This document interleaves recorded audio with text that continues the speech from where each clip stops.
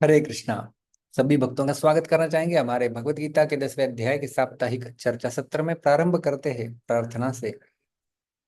प्रपन्न पारिजाताय तोत्र वेत्रैकपाणये ज्ञान मुद्राय कृष्णाय गीतामृत दुहे नमः। ओम अज्ञानतिमिरान्धस्य ज्ञानाञ्जनशलाकया चक्षुरुन्मिलितं येन तस्मै श्रीगुरवे नमः। नमः ओम विष्णुपादाय कृष्णप्रेष्ठाय भूतले श्रीमते भक्तिवेदांत स्वामीन इति नामिने। नमस्ते सारस्वते देवे गौरवाणी प्रचारिणे निर्विशेष शून्यवादी पाश्चात्य देश तारिणे। जय श्री कृष्ण चैतन्य प्रभु नित्यानंद श्री अद्वैत गदाधर श्रीवासादि गौर भक्त वृंद। हरे कृष्ण कृष्ण कृष्ण हरे हरे हरे राम राम राम हरे हरे। हरे कृष्णा। तो हमारे पिछले सत्र में हमने गीता के 10वें अध्याय के दो श्लोकों के ऊपर चर्चा की थी, 38 और 39। 38वें श्लोक में हमने देखा था भगवान अपनी चार विभूतियों का वर्णन करते हैं। दंडो दमयतामस्मि नीतिरस्मि जिगीषताम मौनम चैवास्मि गुह्यानाम ज्ञानम ज्ञानवतामहम। दमयताम दंडः अस्मि, मैं दमन करने वालों का दंड हूँ। तो हमने देखा था दुष्टों को दुष्टता से बचाकर सन्मार्ग पर लाने के लिए दंड आवश्यक होता है। जैसे राजा, उनकी दो निशानियां होती है, एक है सर के ऊपर मुकुट और दूसरा होता है हाथ में दंड। तो ये जो दमन करने वाले, उनका जो ये साधन है, भगवान कहते हैं कि वो दंडमय हूँ।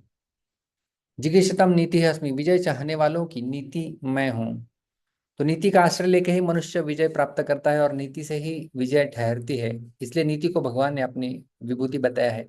यहाँ पर नीति का अर्थ हमने देखा था कि किस प्रकार से राजनीति और चार प्रकार की नीति होती है, साम दान दंड भेद, इस प्रकार से।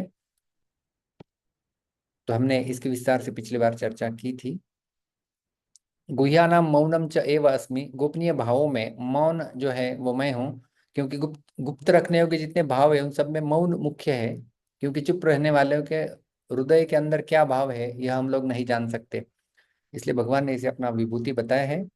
और ज्ञानवताम अहम ज्ञानम, जो ज्ञानवान लोग हैं, फिर भौतिक दृष्टिकोण से भी क्यों ना हो, न्यूटन आइंस्टाइन इत्यादि, या आध्यात्मिक दृष्टिकोण से भी क्यों ना हो, जैसे रामानुजाचार्य मध्वाचार्य इत्यादि, इनका ज्ञान जो है वो भगवान कहते हैं मैं हूँ।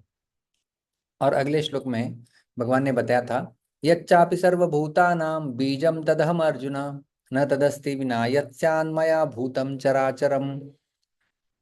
भगवान कहे कि सर्वभूतानां यद बीजम तद अपि अहम, संपूर्ण प्राणियों का जो उत्पत्ति का बीज है, कारण है, वह बीज मैं ही हूँ। 39वें श्लोक में भगवान ने एक विभूति का वर्णन किया है कि कैसे वो बीज है। और यही बीज के बारे में हमने देखा था कि किस प्रकार से 7वें अध्याय में भी वर्णन आता है, बीजम माम सर्वभूता नाम विद्धि पार्थ सनातनम, कि ये सनातन बीज है।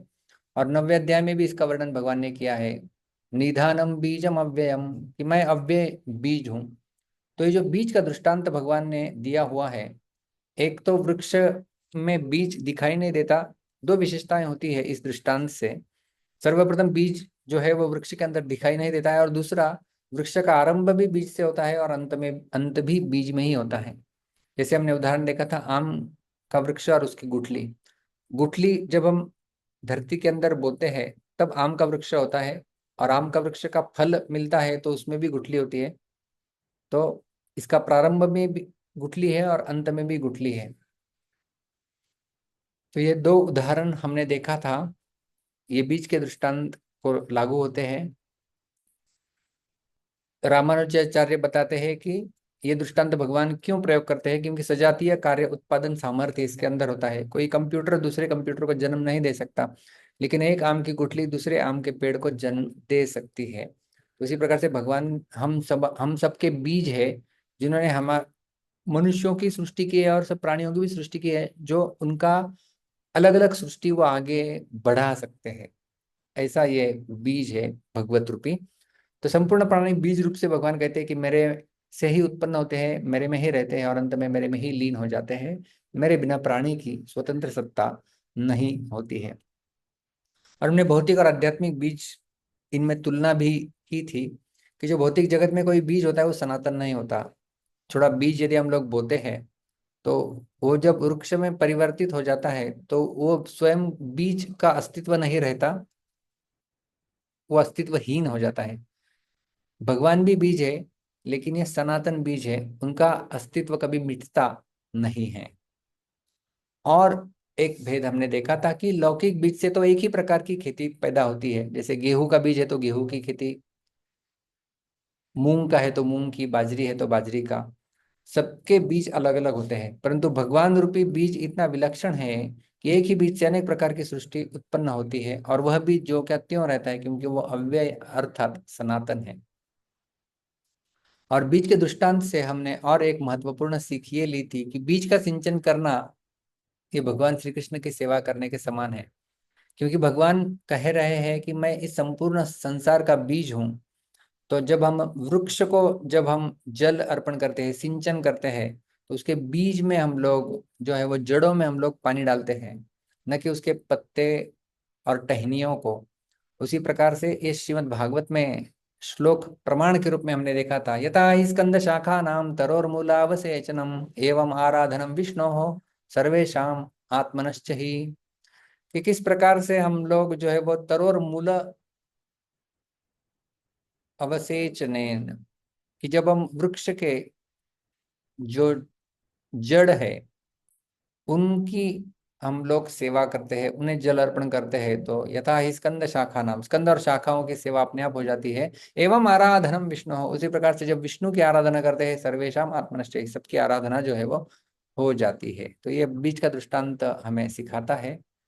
यत चराचर भूतम स्यात् तत् मया विना न अस्ति, भगवान कहते हैं कि जो चर तथा अचर कोई भी प्राणी नहीं है जो मेरे बिना रह सके। तो भगवान के बिना किसी का अस्तित्व नहीं टिक सकता। वृक्ष चाहे जितना विशाल हो, जितना ऊंचा हो, उस वृक्ष की प्रत्येक पत्ती का पोषण वृक्ष के बीज के द्वारा ही होता है। तो वृक्ष के बीज के द्वारा ही संपूर्ण वृक्ष का पोषण हो रहा है, ये पोषण का तत्व हमने देखा था। और कोई व्यक्ति जाने अथवा न जाने, उनका पोषण भगवान ही कर रहे हैं। कारागार के अंदर जो कैदी रहते हैं वे सरकार के शासन को नहीं मानते, परंतु फिर भी प्रत्येक कैदी का पोषण सरकार के द्वारा ही किया जाता है। उसी प्रकार से भगवान को कोई माने अथवा न माने, उनका पोषण भगवान स्वयं करते हैं। तो यहाँ तक हमने जो है 20वें श्लोक से लेकर के 39वें श्लोक तक हमने भगवान की विभूतियों का जो है वो वर्णन सुना। और अभी आखिरी कुछ श्लोकों में भगवान निष्कर्ष बताएंगे विभूतियों का।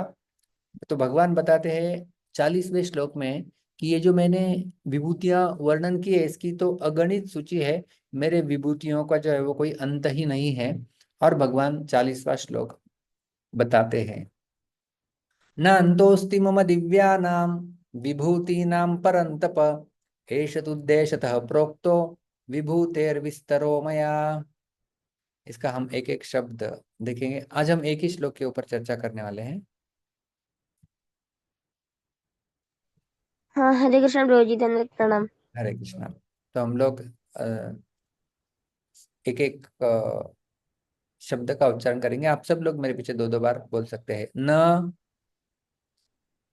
न, न, न, अंतः, अन्तः, अंतः, अन्तः, अस्ति, अस्ति, अस्ति। अस्ति। विसर्ग युक्त शब्द, संधि युक्त शब्द इस प्रकार से होता है, नान्तोस्ति नान्तोऽस्ति मम, मम, मम मम, दिव्यानाम, दिव्यानां, दिव्यानाम दिव्यानां, विभूतीनाम, विभूतीनां, विभूतीनाम विभूतीनां, परन्तप, परन्तप, परन्तप परन्तप, एषः, एषः, एषः एषः तु, तु, तु तु उद्देशतः, उद्देशतः, उद्देशतः उद्देशतः संधियुक्त शब्द एष तुद्देशतः एष तुद्देशतः प्रोक्तः प्रोक्तः प्रोक्तः।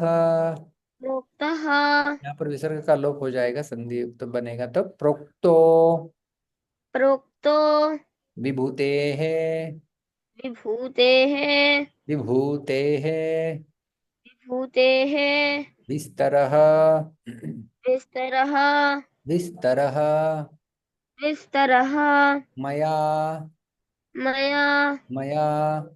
मया संपूर्ण श्लोक एक एक पाद के साथ हम लोग गाएंगे। न अंतोस्ति मम दिव्यानाम नान्तोऽस्ति मम दिव्यानां विभूतीनां परन्तप विभूतीनां परन्तप एष तुद्देशतः प्रोक्तो एष तुद्देशतः प्रोक्तो विभूतेर्विस्तरो मया। विभूतेर्विस्तरो मया। उत्तम, धन्यवाद। धन्यवाद प्रभु दिव्य, जी। हरे कृष्णा धन्यवाद प्रणाम। आपका नाम यहाँ पर आ रहा है दिव्य कृष्ण, तो दिव्य दिव्य विभूतियां।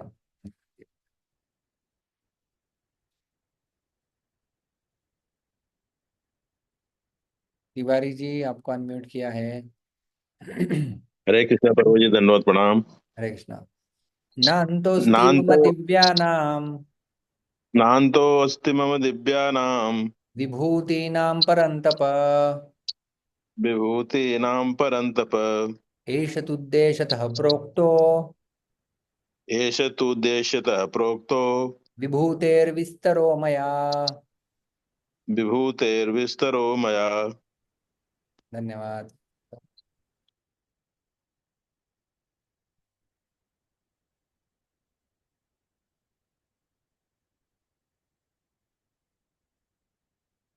शोभा माता जी, मैंने आपको अनम्यूट किया है। अ, हरे कृष्ण प्रभु जी, दंडवत प्रणाम। हाँ, आप बोलिए श्लोक। नान्तोऽस्ति मम दिव्यानां विभूतीनां परन्तप एष तुद्देशतः प्रोक्तो विभूतेर्विस्तरो मया। उत्तम। धन्यवाद प्रभु जी। हरे कृष्ण। गौरांगी। हरे कृष्ण प्रभु जी, दंडवत प्रणाम। हरे कृष्णा। न अंतोस्ति मम दिव्यानाम नान्तोऽस्ति मम दिव्यानां विभूतीनां परन्तप विभूतीनां परन्तप एष तुद्देशतः प्रोक्तो एष तुद्देशतः प्रोक्तो विभूतेर्विस्तरो मया। विभूतेर्विस्तरो मया। Very good. हरे कृष्ण। हरे कृष्ण। देखते हैं श्लोक का अन्वय किस प्रकार से है। भगवान कह रहे हैं, हे परंतप। परंतप अर्थात शत्रुओं को ताप देने वाले, अर्जुन का ही एक नाम है, हे परंतप। मम दिव्यानाम विभूतिनाम अंतः न अस्ति। मेरे जो दिव्य विभूतियां हैं इनका कोई अंत नहीं है। मया एष विभूतेः विस्तरः तु उद्देश्यतः प्रोक्त। कि मेरे द्वारा इन विभूतियों का विस्तार किया गया है, किंतु वो कैसे है? उद्देश्यतः, केवल संक्षेप में ही किया गया है। श्रील प्रभुपाद जी अनुवाद करते हैं इस श्लोक का।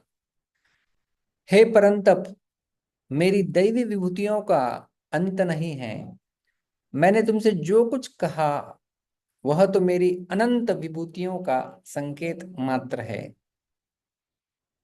तो एक एक शब्द को हम लोग समझने का प्रयास करेंगे। सर्वप्रथम भगवान कह रहे हैं कि मम दिव्या नाम, मेरे दिव्य विभूति नाम अर्थात विभूतियों का अंतः न अस्ति, कोई अंत नहीं है।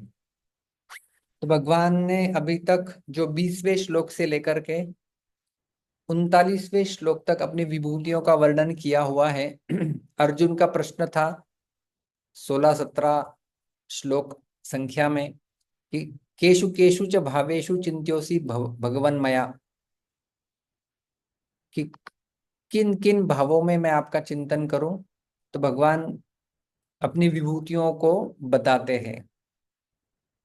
तो भगवान बता रहे हैं कि ये जो मेरी विभूतियां हैं उनका विशेषण है दिव्यानाम विभूति नाम। तो दिव्य विभूतियां, भगवान की विभूतियां कैसी हैं? दिव्य है। तो दिव्य शब्द को हम लोग पहले गौर करते हैं। दिव्य शब्द अलौकिकता, विलक्षणता का द्योतक है। कितना अलौकिक है। साधक का मन जहां चला जाए वहीं भगवान का चिंतन करने से यह दिव्यता वहीं प्रकट हो जाएगी, क्योंकि भगवान के समान दिव्य कोई है ही नहीं। भगवान सबसे दिव्य व्यक्ति है। और जब भी हम किसी विभूति के माध्यम से भगवान का स्मरण करते हैं तो वह स्मरण दिव्य हो जाता है, जिससे हमारा चित्त शुद्ध हो सकता है। ये दिव्य शब्द इस अध्याय में कई जगहों पर आया हुआ है। जैसे प्रश्न किया था अर्जुन ने 10वें अध्याय के 16वें श्लोक में, वक्तुमर्हस्य से शेषेण दिव्या ह्यात्म विभूतयः, कि आपकी दिव्य विभूतियों के बारे में मुझे बताइए। ये अर्जुन का प्रश्न था। फिर उपक्रम, भगवान जब प्रारंभ करते हैं, हंतते कथयिष्यामि दिव्या ह्यात्म विभूतयः, कि हाँ अर्जुन, मैं अपनी दिव्य विभूतियों के बारे में बताऊंगा। तो अर्जुन ने प्रश्न किया है कि आप अपनी दिव्य विभूतियां बताइए। भगवान शुरुआत में ही कहते हैं कि मैं अपनी दिव्य विभूतियों के बारे में बताऊंगा। और आज अभी जब अंत होने को आया है, भगवान कहते हैं कि न अंतोस्ति मम दिव्यानाम विभूतिनाम परंतप, कि मेरे दिव्य विभूतियों का कोई अंत ही नहीं है। तो उपक्रम होता है शुरुआत और उपसंहार होता है अंत, आखिर। शुरुआत और आखिर। तो शुरुआत में भी दिव्य कहा गया है विभूतियों को, और जब उपसंहार हो रहा है, अध्याय का अंत हो रहा है, वहां पर भी भगवान ने अपनी विभूतियों को दिव्य कहा है। भगवान के बारे में सब कुछ दिव्य है। जन्म कर्म च मे दिव्यम एवं यो वेत्ति तत्वतः त्यक्त्वा देहम पुनर्जन्म नैति मामेति सोऽर्जुन। गीता के 4थे अध्याय के 9वें श्लोक में भगवान ने अपने जन्म और कर्मों को भी दिव्य कहा था। और वो इतने दिव्य है, जब कोई व्यक्ति भगवान को उन कर्मों को केवल सुनता है और तत्वतः जान लेता है, तो वह भी देह त्याग करने के बाद इस भौतिक संसार में नहीं लौटेगा। ये भगवान की दिव्यता का शक्ति है। तो ये विभूतियों की भी वही शक्ति है कि ये विभूतियां भगवान ने जो बताई है वे दिव्य है। दिव्य का अर्थ होता है अलौकिक। लौकिक यानी इस संसार की, अलौकिक यानी संसार से परे। तो भगवान की विभूतियां दिव्य है और इनका कोई अंत है ही नहीं। कहाँ और छोर गिन सकते हैं। जैसे श्रीमद् भागवत के 10वें स्कंद में जब भगवान ब्रह्म विमोहन लीला के पश्चात भगवान श्री कृष्ण को जो प्रार्थनाएं अर्पण करते हैं, उसमें वे कहते हैं, गुणात्मनस्ते गुणान् विमातुं हितावतीर्णस्य क ईशिरेस्य कालेन यैर्वा विमितासु कल्पैर्भूपां शवः खे मिहिकाद्युभासः। वे कहते हैं, अभी ब्रह्मा जी संपूर्ण सृष्टि के रचयिता है। वे ब्रह्मा जी भगवान के सामने नतमस्तक होकर क्या प्रार्थना कर रहे हैं? गुणात्मनस्तेपि गुणान् विमातुम हित अवतीर्णस्य क ईशिरस्य, कि हे भगवान, आप दूसरों के हित के लिए इस संसार में अवतरित हुए हैं। कौन आपके गुणों की गणना कर सकता है? गुणात्मक न स्तेपि गुणान विमातुम, कौन काउंट कर सकता है? आपके गुणों को कोई नाप ही नहीं सकता, कितने गुण हैं आपके। वे कहते हैं, उदाहरण देते हैं, काले न येरवा विमिता सुकल्पई, जो बुद्धिमान लोग हैं, जो वैज्ञानिक लोग इत्यादि है, वे काल के प्रभाव में कुछ समय जाने के पश्चात शायद से भूपांश, वह इस पृथ्वी के ऊपर कितने रेणु है वे शायद एक बार गिन ले। खे मिहिका द्युभास, आकाश में जब आपने देखा होगा कितने तारे होते हैं, क्या आप उनको गिन सकते हैं? कदापि नहीं, असंभव कार्य है।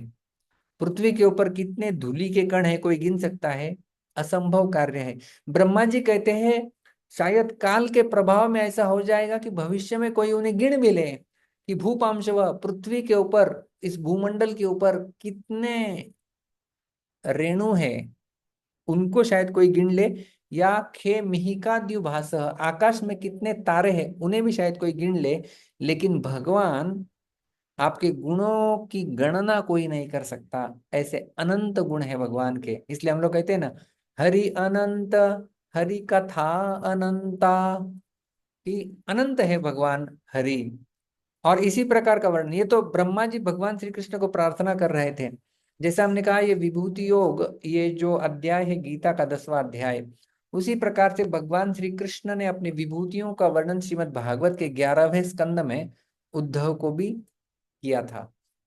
और उसमें भी भगवान श्री कृष्ण उद्धव से यही कहते हैं, संख्यानम परमाणुनाम कालेन क्रियते मया, न तथा में विभूति नाम सृजतोंडानी के कोटिशः।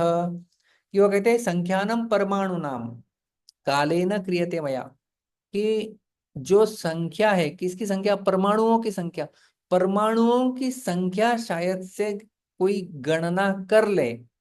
न तथा में विभूति नाम सृजतो अंडानी कोटिशः, कि इस कोटि कोटि ब्रह्मांड में जो मेरी विभूतियां हैं उनका गणना कोई नहीं कर सकता। तो परमाणुओं की गणना हो सकती है लेकिन मेरी विभूतियों की गणना कदापि नहीं हो सकती, ऐसा भगवान जो है वो बता रहे हैं। तो भगवान की विभूतियां कितनी दिव्य है, उस दिव्यता के बारे में हमने चर्चा की, और उनका कोई अंत नहीं होता है उसके बारे में चर्चा हम कर रहे हैं। तो इसमें भगवान के 3 विशेष बातें यहाँ पर समझ में आती है।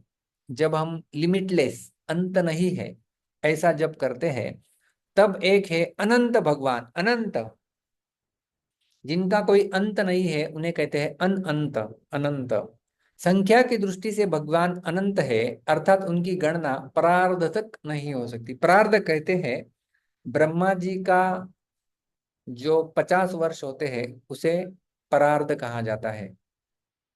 ब्रह्मा जी का आयु 100 साल का होता है, उसमें 50-50 के 2 प्रारब्ध गणना किए जाते हैं। तो कहते हैं कि भगवान इतने अनंत है, इनफाइनाइट, अनलिमिटेड, संख्या की दृष्टि से वे इतने अनंत है कि कोई गणना कर ही नहीं सकता। भगवान के कितने गुण हैं तो कोई गणना ही नहीं कर सकता। जैसे मानो समंदर के अंदर कितनी बूंदे हैं, कोई गिनना कर सकता है, कदापि नहीं कर सकता। उसी प्रकार से भगवान अनंत है। दूसरा है भगवान असीम है, असीम भगवान। तो जिसकी सीमा नहीं होती है उसे कहते हैं असीम, असीमित। तो सीमा 2 प्रकार की होती है, एक है कालकृत सीमा और दूसरी होती है देशकृत सीमा। कालकृत सीमा का अर्थ होता है अमुक समय कोई पैदा हुआ है, अमुक समय तक रहेगा, यह कालकृत सीमा है। तो भगवान, कालकृत सीमा भगवान को बांधती नहीं है क्योंकि भगवान शाश्वत है, काल से परे है। कालोस्मी, मैं काल हूं ऐसा कहते हैं, तो काल से भगवान परे है।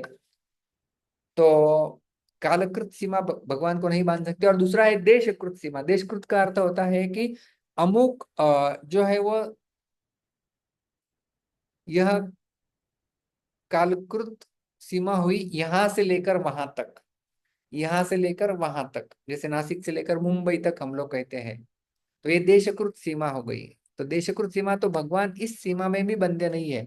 जब विश्व रूप भगवान ने अपना दिखाया था तो अर्जुन इस प्रकार से कहते हैं कि आपका कोई अंत ही नहीं दिखाई दे रहा है, आप सब ऊपर नीचे आगे पीछे दाएं बाएं सब जगह सर्वव्याप्त है। तो जिनकी सीमा नहीं है, कालकृत सीमा और देशकृत सीमा जिन्हें बांध नहीं सकती, ऐसे असीमित भगवान हैं। तो एक हमने देखा अनंत भगवान, दूसरा है असीमित भगवान, और तीसरा होता है अगाध भगवान, अगाध। तो गाध नाम होता है तल का, तलवा होता है ना कुछ तल, जैसे जल में नीचे का तल होता है, जैसे जलाशय है, कोई सरोवर है, तो उसके सबसे नीचे एक तल होता है, उसके ऊपर जल होता है।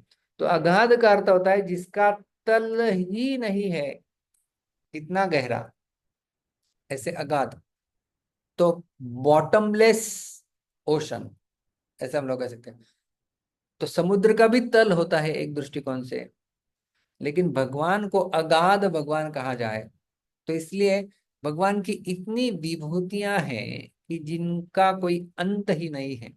हालांकि गणना करते समय, गणना के रूप में भगवान ने कुछ गणना कर दी अर्जुन के सामने, और वे यही कहते हैं, क्या कहते हैं, मया एष विभूते है विस्तरः तो उद्देश्यतः प्रोक्त, मैंने तुम्हारे सामने अपनी विभूतियों का जो है वो विस्तार किया हुआ है, विस्तरः विभूते है विस्तर, विभूतियों का जो विस्तार किया है यह तो केवल संक्षेप से है। उद्देश्य तक का अर्थ होता है केवल संक्षेप से, उद्देश्य मात्र, मतलब संकेत मात्र किया है मैंने, उद्देश्य संक्षेप में बताया है। तो यहाँ पर विरोधाभास लगता है, एक तो विस्तार से भी कहा है कहते हैं, संक्षेप में भी कहा है। विस्तार किसके दृष्टिकोण से है? जो विस्तार है भगवान का, ये विस्तार अर्जुन के दृष्टिकोण से है।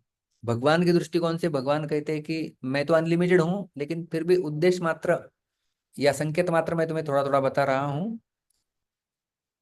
तो आपको पता होगा मैंने आप लोगों को एक होमवर्क भी दिया था कि 20वें श्लोक से लेकर के 39वें श्लोक तक भगवान ने अपनी विभूतियों का वर्णन किया हुआ है। तो आज हम उसका परिपाटी लेने वाले हैं कि विस्तार, भगवान कहते कि मैंने विस्तार किया हुआ है। तो कितने विभूतियों का विस्तार भगवान ने किया हुआ है? तो किसी ने होमवर्क किया हुआ है तो बता सकते हैं कितनी विभूतियां भगवान ने बताई है अब तक?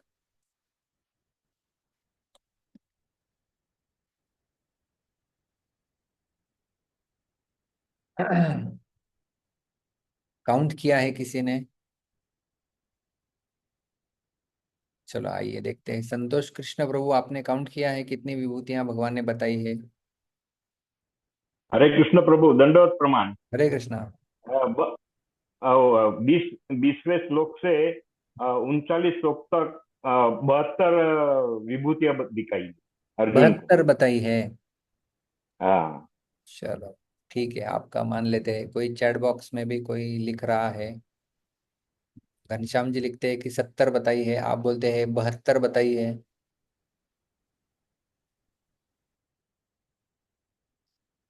तो मैं आपको आज गणना कराने वाला हूं। तो ये उत्तर सही नहीं है।